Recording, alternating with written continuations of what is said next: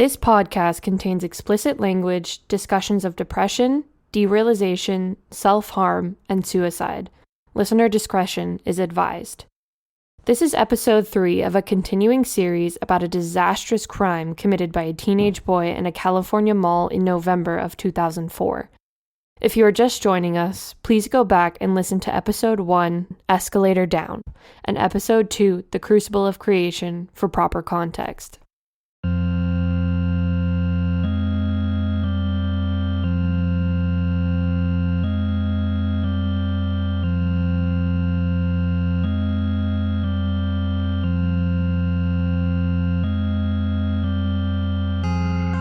Otranto is an arcade game from 1984.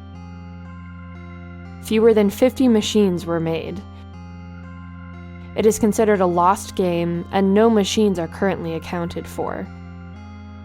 One was destroyed that day by Conrad in a fit of rage after spending 2 hours and several quarters playing it in increasing states of mania.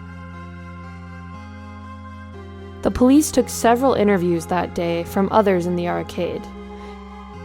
In my research, one interview in particular stood out.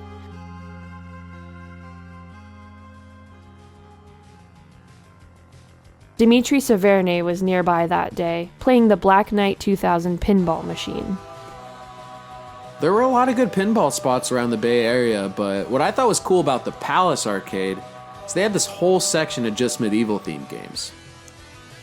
I was practicing for the Peninsula Pinball Tournament, which was an all-nighter we'd hold in this garage in Palo Alto on the winter solstice. And one of the games that was always a part of the tournament was Black Knight 2000. Now, Royal Galleria isn't around anymore. I mean, it's there, but it's a dead mall, you know? But what was kind of cool kitschy about the place is it was all decked out to look like a castle. And the Royal Arcade was this real nondescript spot in the lobby of the movie theater. It wasn't even obvious from the outside. You had to go into the megaplex and around a bend towards the ticket counter before you even saw it. But you didn't need to buy a movie ticket to go to the arcade. The theaters and the concession stand were way past that, way back. So I would just go in and play pinball. It was a well-kept secret. I got a lot of practice in. They had a lot of these medieval-themed games in the front. Along the northern wall, they had all these other more popular, like shooting and driving games, but along the west wall, it was all castle games. Medieval Madness, they had the original Black Knight, and then Black Knight 2000, and then there were like arcade cabinets of other games. I didn't really do arcade games because I'm all pinball, but I think they had some rare stuff because there was some hobbyist dudes who were always there playing those. I remember one of the games people would be gathered around was called a Kumajo Dracula, and the cabinet was all in Japanese, but I guess they knew how to work it. And there were these other rare games along the wall further down towards the back. Inferno. They had an original Dragon's Lair with all the Don Bluth animations, which is awesome. And one called, I think, like Merlin or Excalibur or something like that. Something about King Arthur. And then on the back southern wall, there were like all these carnival games, like a claw machine and one of those coin pusher games and a whack-a-mole. And in the back corner, kind of like the end where the medieval section ran into the carnival games, right next to that claw machine. On that one day when the flood happened, I remember seeing this game that a couple of the other arcade guys kept pointing at and saying it was really rare. And it must have been because I never saw it again in any other arcade. And it was called Otranto. And you noticed pretty quickly as you walked towards the back because it was kind of loud and this weird soundtrack was coming out of it. No one was playing it when I walked in.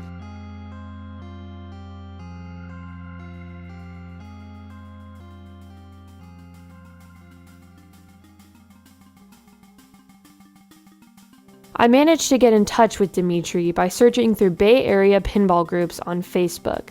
He's still an active pinball player and regularly competes in Bay Area tournaments. But that day would be the last he, or anyone else, ever spent in the Palace Arcade. So I was doing pretty good that day. I got up to 10 million in Black Knight 2000, which isn't easy, because it's a low-scoring game. But if you keep hitting the loops and getting the extra ball and then hitting the hurry-ups, you can keep the game going for a while. It's like a muscle memory thing. So I was on a really long winning streak. I don't think I saw the kid I don't think I saw him walk in, but I looked up at one point because I heard this new music come in. And it was coming from the Otranto machine. And the music was different than the title screen because now someone was actually playing the game. I've looked into that game since, and it wasn't from a big name. It wasn't Nintendo, it wasn't Atari. It was from a game designer named Bill Marshall, who'd only made 3 cabinets. I looked it up since: Longsword, Udolpho, and Otranto. You can still find Longsword if you look for it. Udolpho's harder to find, but it's out there. But Otranto is lost. People have been looking for Otranto cabinets for decades now. They are not out there. Or if someone does have one, they're not saying it. Longsword, Udolpho, Otranto. The only 3 games credited to 80s game designer Bill Marshall. Each takes its title from a famous Gothic novel, each set in a castle. Each marks a turning point into the era of Gothic literature. And this should be no surprise, because Bill Marshall wasn't just a game designer. Bill Marshall was actually Dr. Clive Burns, a professor of Gothic literature at the University of Leeds. In an odd turn of medium, he spent a period of the 80s learning to design video games with the help of his uncredited software engineer TA, whose name was not in any accessible records. Dr. Burns spent a sabbatical from the university designing, programming, and building the 3 Gothic machines, Longsword, Udolpho, Otranto, before returning to the halls of academia and never dabbling in the world of video games ever again.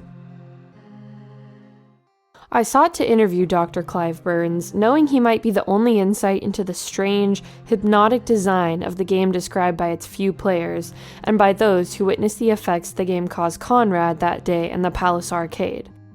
But it turns out that Dr. Burns drowned, like so many unfortunate others in the Bolton Strid on a spring day in 2002, just 2 years before his game made its way to the Royal Galleria.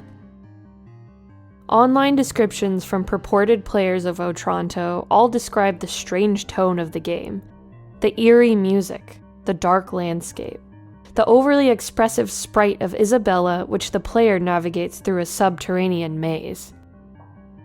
One review of the game on coinop.org reads, I still dream that I'm playing this game sometimes. I still catch myself humming the music. The game is a side-scroller. Occasionally, enemy specters haunt across the screen. They're always transparent, and when you press the button, you hold up your cross and the specters explode. But your timing has to be perfect. If you double tap the button, you get down on your knees and put your hands together, praying. That teleports you to the opposite side of the screen. You have to keep moving forward, because instead of a time limit, they've got this king character charging through the dungeon behind you. Sometimes you feel like you have control of the character, and then suddenly you lose it, and she just stands there sobbing. And the whole screen goes dim, and this black water starts to flood in from all sides. And you're mashing the button and turning the dial, but nothing moves you. And then suddenly you have control again. And sometimes you'll open a door and see a giant foot, or a giant finger, or even an eye, or in one part a tongue licking between giant teeth. And you gradually realize that the whole castle you're running through is like a huge piece of armor that some giant is wearing. And you're in it. You're in the armor. Or maybe in the body. In the dark.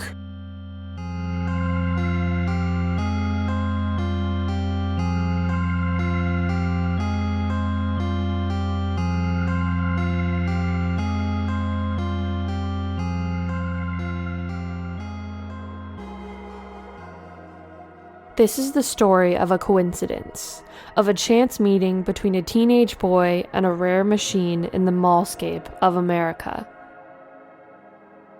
This is MallWalk.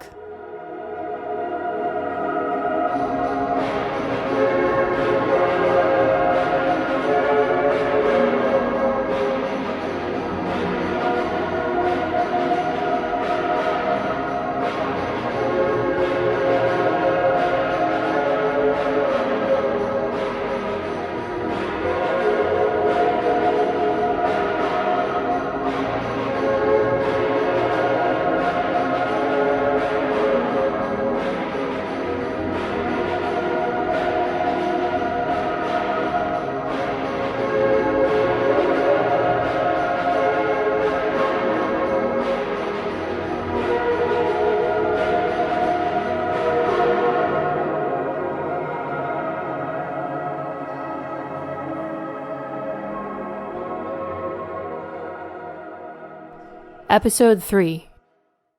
Otranto.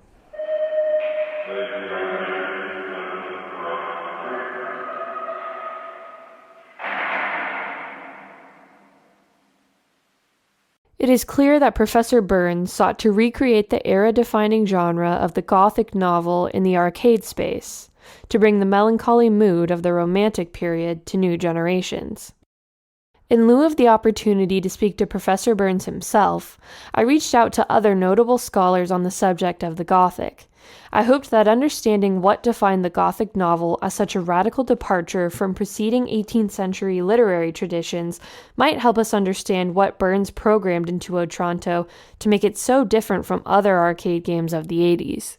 Yeah, it's important to remember that the Gothic movement as a literary movement was ultimately regressive. Or nostalgic. I mean, what's the difference? We see it often enough in modernity, but it's harder to identify. I suppose designing a shopping mall to resemble a castle arises from a similar instinct. This is Professor Charlotte Harrington of Cambridge University. I believe it was Richard Davenport Hines who wrote in his book Gothic about how in the late 1700s all these men of property like Duke of Argyll and Lord Halifax would build these mock ruins and classic Gothic castles on their properties.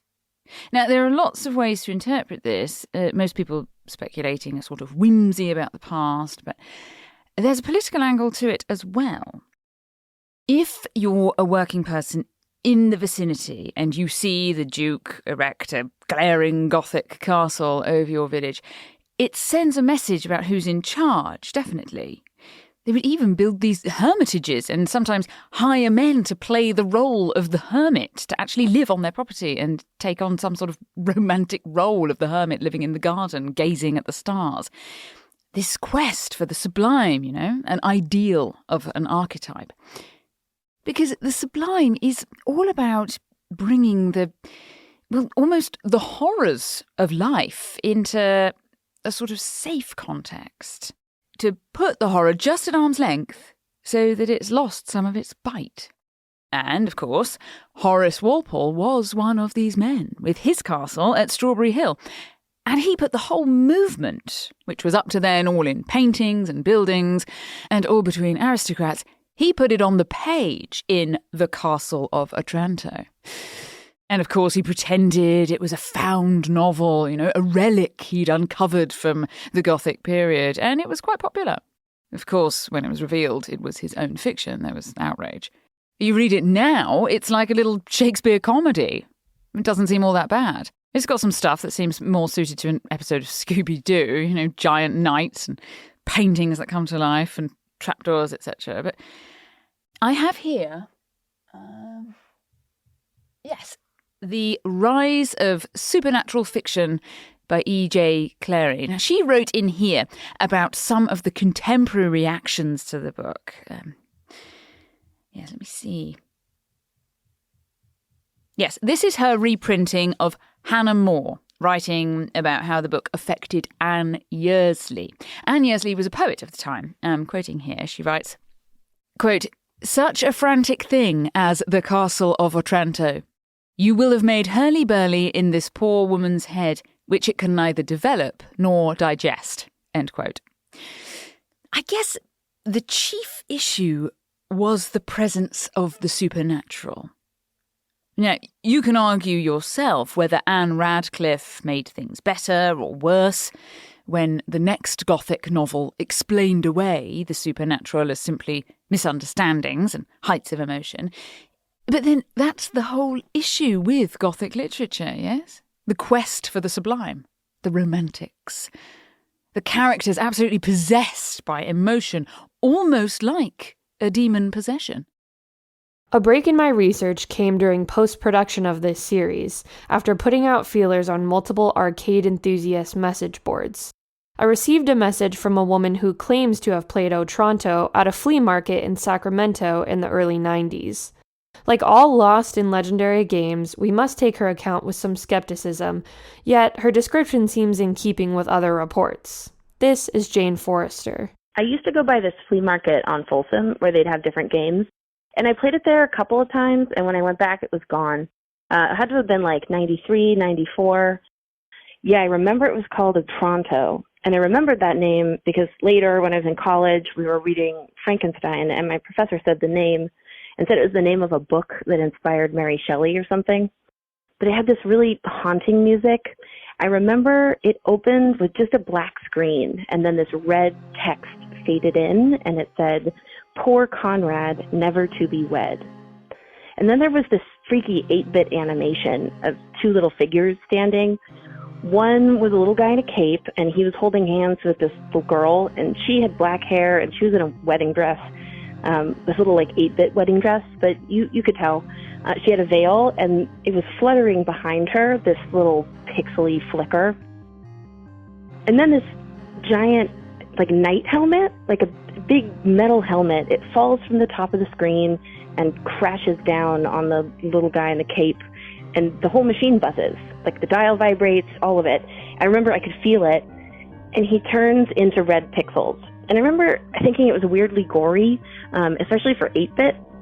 So and then the bride, which is the character that you end up playing as, she falls down on her knees and starts crying, and it comes out of the game as this like high piercing sound.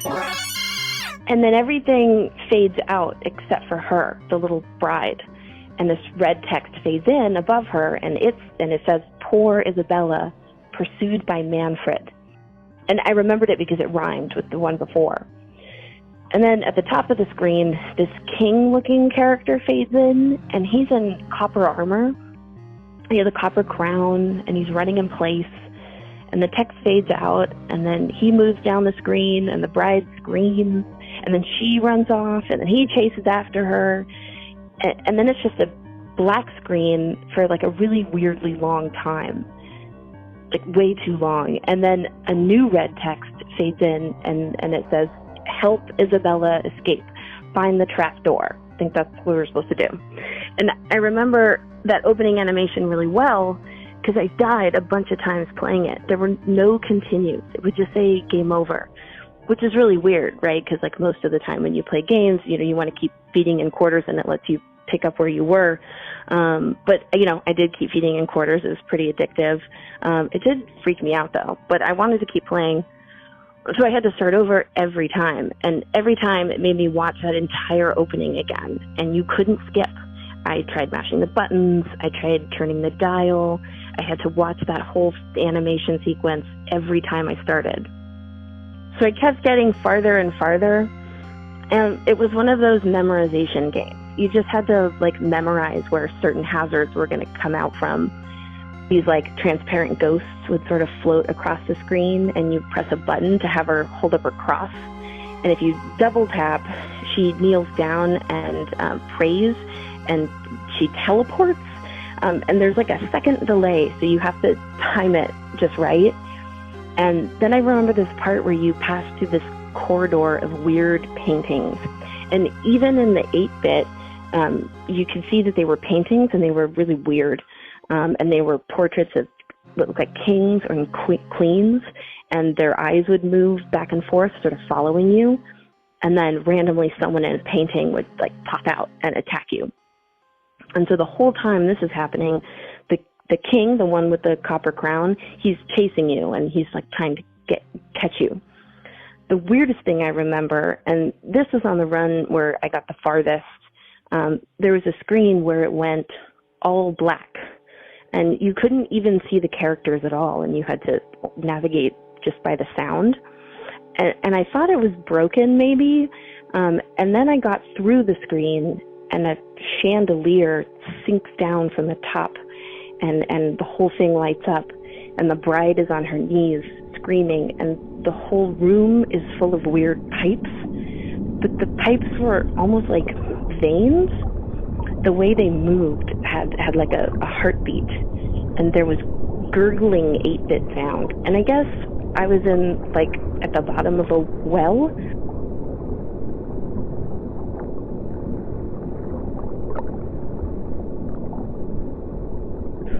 And then the king caught me, and I died. And then I was out of quarters. Yeah, I still remember that game. I looked for it since. It's hard to forget.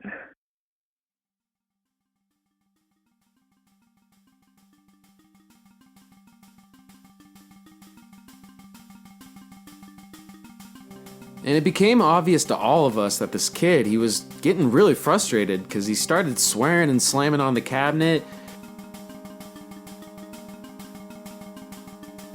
I looked over at him a couple times, but I tried to mostly ignore it. I remember one of the older guys who would come to play Dragon's Lair eventually said something. I didn't hear what he said, but I heard the kid shout at him and tell him off. He told him, like, "Fuck off, old man," or something like that. You're gonna get teenagers at a mall arcade. It's best to avoid them if possible, so I didn't get involved at that point. Probably should have.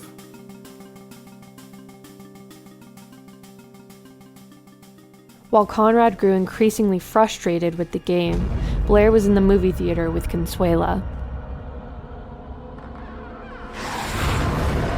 I did like horror movies. I mean, I think all depressed people like horror movies. And The Grudge had been a little bit on my radar because I had seen The Ring 2 years before. With Conrad, actually, at the same megaplex. In what felt like a different lifetime. Early 2000s, there was this wave of American remakes of Japanese horror movies because of The Ring. So The Grudge sounded cool. I was happy that she wanted to see that movie. I thought it was weird that she wanted to see it with me. We just met. She seemed too into me. But maybe that's... I mean, at the time, I thought maybe that's... Even now, I think maybe that's just another thing about depression. You never really think you're worth it. I was really skinny back then. I had long hair.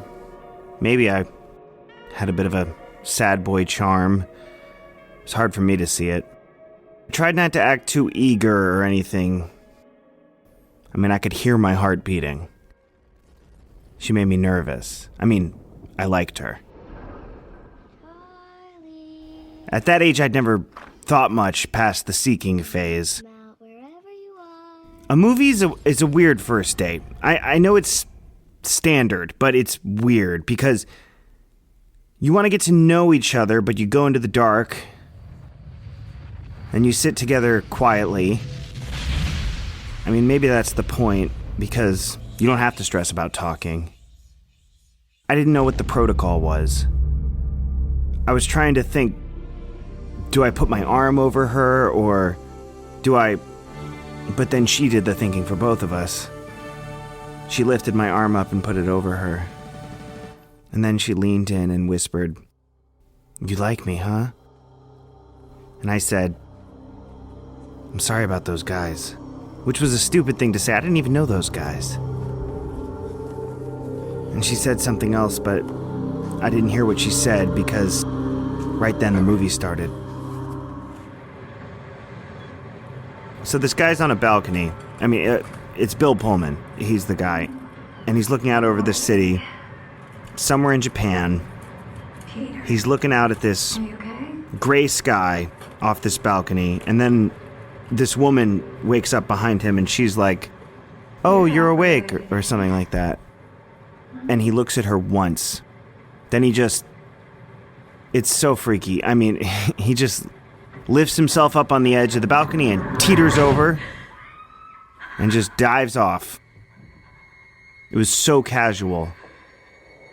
Really freaked me out. I think she whispered something else to me then, Consuela. But I couldn't help thinking, maybe that's how I go. Real casual. Just tip myself over the edge one day. Just like that. I think around then she cuddled closer to me. I was wondering if I could really feel close to anyone. Even her. I mean, I've been looking for her all day. Isn't that the way, huh? With depression, I mean, you lie to yourself, you say, if I could just get this one thing, but all you find is more reflections of yourself. And there's nothing a depressed person hates more than themselves. The movie went on, his family moving to Japan, haunted house. I was always a Buffy fan, so I was, a little excited to see Sarah Michelle Gellar. About midway through, Consuelo whispered in my ear. She said, if I would go get her a cherry Coke, like a large cherry Coke, we could share it. I thought it was a good chance to check in on Conrad, so I forced a smile in the dark. And then I went out.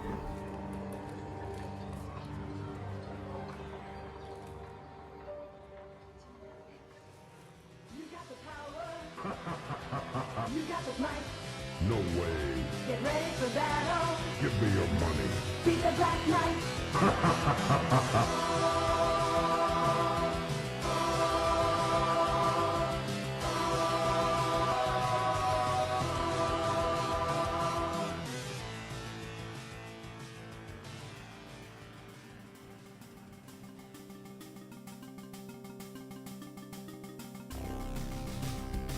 I didn't see him at first.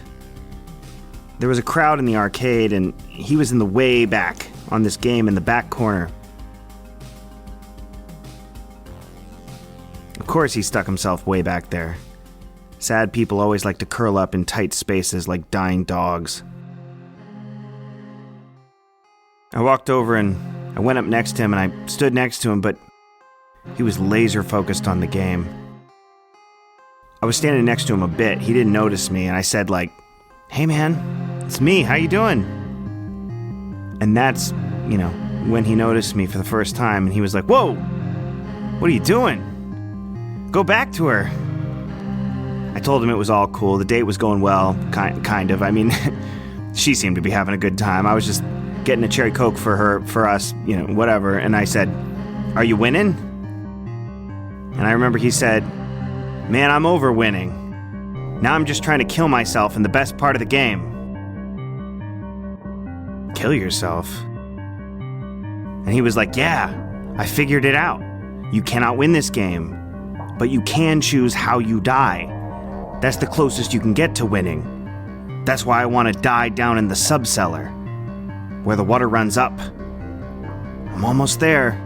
And then some shape came across the screen and hit his character, and the whole machine buzzed. And he swore real loud, too loud. I remember other people in the arcade looked over. I was like, whoa, chill. Isn't that what you wanted? He said, "Fuck no. I wanted to kill myself, not get killed. And not on the upper level. I didn't even find the trap door yet. I'm trying to get to the goddamn subcellar, where the water runs up." And I was like, "Are you sure you're having fun?" And he said, "Man, this is the most fun I've ever had." But he had a weird look in his eyes. I should have recognized it for what it was. It was the one feeling we tried not to put a name to. It was the one feeling we tried never to describe. He encouraged me to go back to the date, back to her, back to the grudge. He started feeding more quarters into the machine. So I left. I got an extra large cherry Coke. I went back in and sat next to her. Hey, Jen. It was a part in the movie where this guy comes home and he finds his daughter in bed and she's having a hard time breathing. She sort of cuddled up to me again. Honey? And finally, Honey, what is it? for the first time that whole MallWalk, I started feeling kind of good. What happened?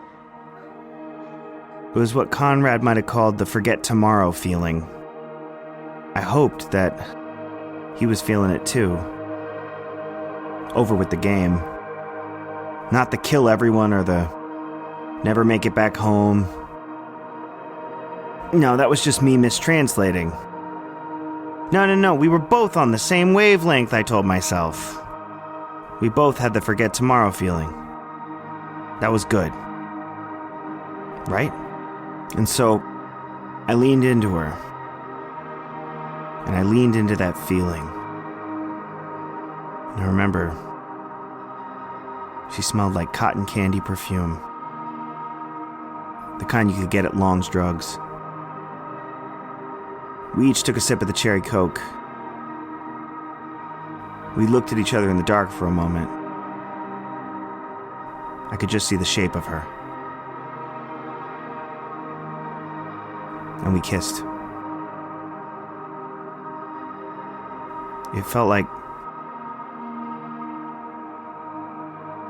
a dream.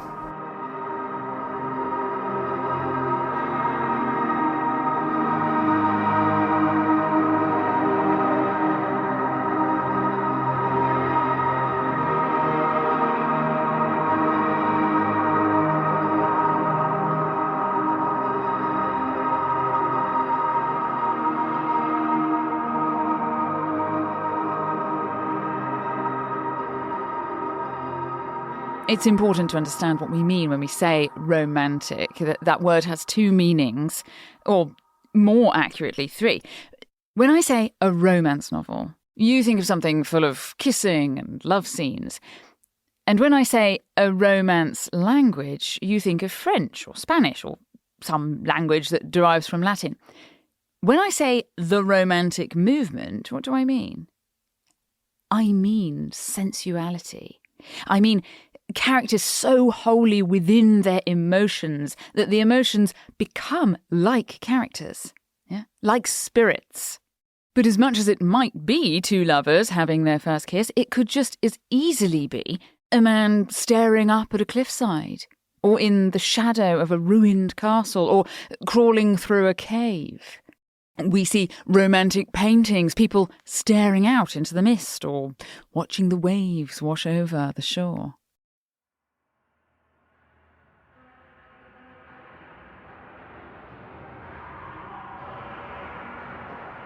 I look up and this kid's shouting. He was repeating the same thing over and over again. He was saying, "Poor Conrad, never to be wed. Poor Isabella, pursued by Manfred." He was saying it over and over again. Didn't realize till later the kid's name was Conrad, but that was also from the game. He was repeating that over and over again, and then he said, "It won't let me get there."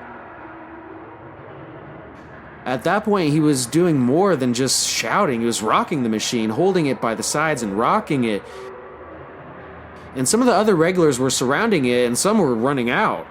So this guy comes sprinting down the north hallway. Again, Officer Wes Barker, who we heard from in episode 1, who was working security that day at the mall. I mean, he's really running, and I, of course, thought, oh, well, this guy's up to no good. I mean, must be shoplifting. You don't see people just absolutely bolting through the mall like that. But surprise, surprise, he came right up to me. And he was, you could tell he was real agitated. He was going on about how the movie theater arcade, there was some big fiasco there that we needed to get over there right away. And I mean, honestly, I tried to calm him down, but he just kept running. So, I radioed, of course. My other colleague was closer. He was over on the side of the mall near the food court, of course. And so I figured he'd get there first, but there I went. I started just running and running toward the fountain. And he's rocking the machine back and forth, he's screaming. And at that time, even though my score is pretty high, I realized there was a bigger situation going on, and I let the ball drain. I stepped away from Black Knight and went over toward the back to help the other guys with this kid. And he was just rocking the machine, pushed through the crowd, and I was putting my hands out going like, whoa, calm down. Whoa, what's going on, man? And he was shouting, find the trap door! And for a second there, it looked like we might all lunge at him and tackle him or something, like we're all working up the courage to do it. Before we made a move, he finally teetered the machine all the way over and it went crashing down. Glass shattered, sparks were flying, metal pieces everywhere. We were worried there might be a fire. We all jumped back. At that point, a crowd of other kids had gathered around the entrance to the arcade, and they were sort of blocking the way. By the time I got to the Megaplex arcade, there was a whole crowd gathered, and the other security guard wasn't there yet for some reason, and I started pushing my way through the crowd, but it was dense. I was having trouble getting through, and everyone was shouting different things at me. I couldn't get a clear idea of what was going on. And the kid was shouting all over the noise. He was shouting, found it! And sure enough, it was weird, but under where the machine had been, there was this metal grate with a handle. And he climbed over the wrecked machine and he grabbed the handle and he heaved it open. I couldn't see anything at the bottom of it, but he didn't hesitate a second. He jumped in. And we were all just left there staring at where he'd been. And at that hole, the trap door just hanging open there. And we were all too scared to get any closer.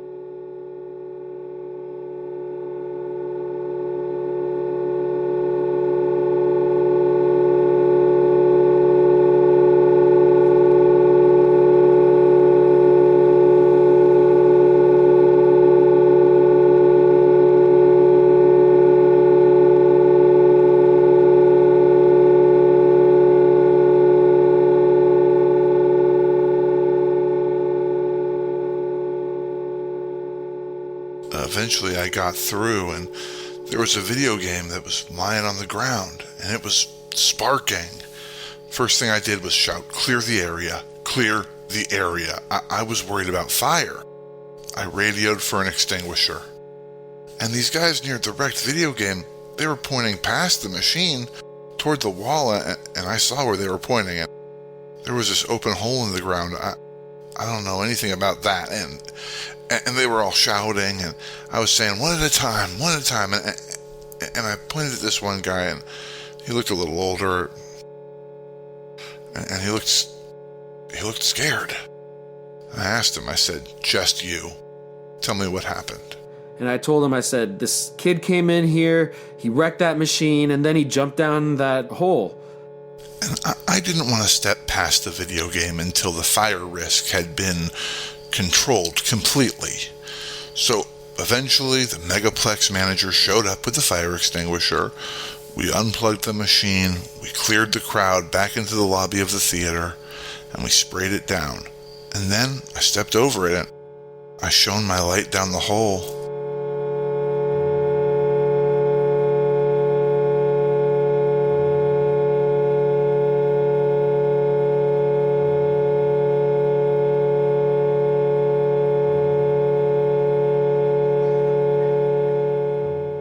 So I looked down this deep, dark hole, and there, on the side, is this metal ladder, and it's going down as far as you can see.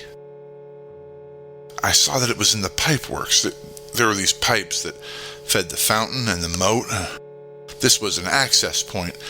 I had never heard of this, though. It wasn't on any of my maps, which are fairly comprehensive. It's honestly kind of ridiculous to think that it was under an arcade cabinet. There was no way to access it. I don't really understand what the purpose of it was, but as I was looking down, I heard a voice. Then I heard a second voice. Then I heard shouting, and I knew I had to climb down that ladder. And I did.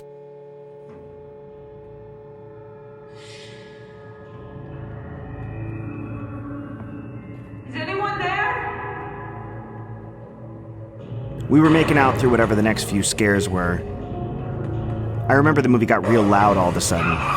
Like jump scare, water phone, loud cat meowing, some screams. We kissed for a while. When I pulled away, she smiled. I mean, the shape of her in the dark smiled.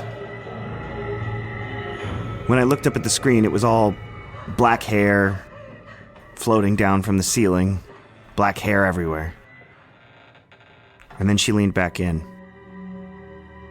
We were kissing and cuddling for the rest of the movie. It was a weird, dissonance because, it wasn't a cuddly movie. And then as the credits came up, I guess we kissed a little more, and then she asked me if I wanted to go ice skating. I said yeah, but I was low on money. She smiled and she told me to follow her. We left the theater, we left that screen. We were still in the theater hallway. I wanted to go back by the arcade to check on Conrad, but she was saying this way, and she was pulling me the other way, like down the hallway toward the other screens. We went way back down that hallway to this door that said emergency exit only, and we were way in the back where the little screens were that showed the movies that were either low audience or on their way out. I remember we were standing right by the way back theater, and it was showing Cube 0. And no one was back there. She dragged me toward the emergency exit. And then she pushed it open, and this alarm went off. And I was like, oh shit! She was like, come on, come on! And we were running down this gray hallway with all these unmarked doors, and this long green pipe running along the ceiling. Negative space. And we ran through it. And she was laughing. And she was holding my hand. And I just followed her. I followed her.